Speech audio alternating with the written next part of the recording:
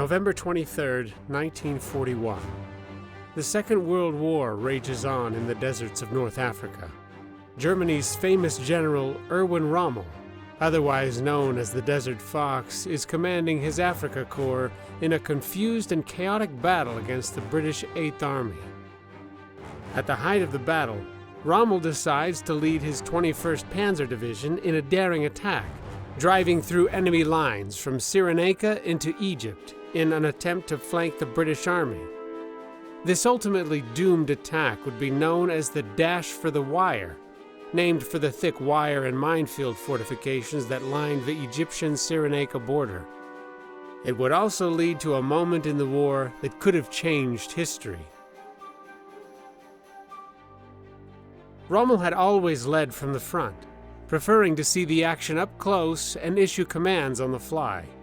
This attack was no different. He had chosen as his transport a British Dorchester command truck, which the Germans had captured 7 months prior. The Mammut, as he nicknamed it, had German crosses painted on both sides and front, but otherwise looked the same as it had under British ownership.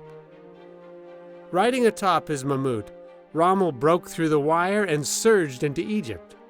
But somewhere in the dust-filled confusion of the attack, he and his crew lost their bearings and became separated from the main body of panzers. Rommel ordered his driver to turn around and backtrack, but try as they might, they couldn't find a gap in the wire which signaled safety from the minefields. They were stuck behind enemy lines, and alone. As darkness fell, they decided to pull off the road and wait out the night. "We'll get our bearings at first light," Rommel told his crew. They dimmed the lights inside the truck and settled in for a long night.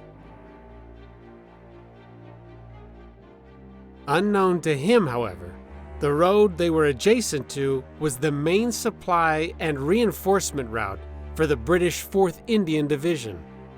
In the late evening, columns of hundreds of British vehicles and infantry moved down the roads towards Cyrenaica. Rommel's crew panicked, fearing imminent capture, but the Desert Fox remained stoic and simply sat and listened to the thunder of enemy troops marching right past his Mammut. In the darkness, the British troops couldn't see the truck or simply didn't know what it was.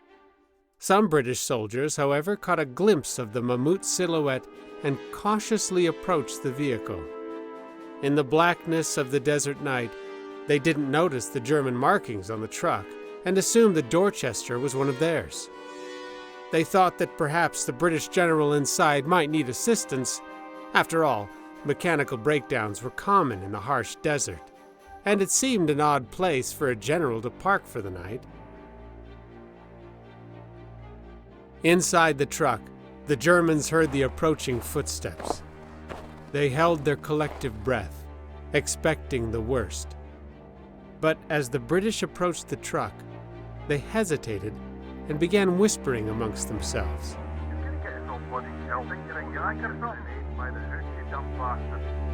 And then suddenly, they about-faced and retreated. They rejoined their column and went on their way into the desert night, having no idea how close they had come to capturing the famous Desert Fox. When morning broke, the road was empty and the Mammut raced off to find the nearest German formation. The war in the desert would rage on and ultimately end in Rommel's defeat. But this ponderous moment in time would largely be forgotten, a moment that would have changed history. Years later, British Brigadier Desmond Young, who served with the 4th Indian Division, was asked why they didn't further investigate the mysterious truck that fateful night. He responded with a smile, "Better to let sleeping generals lie."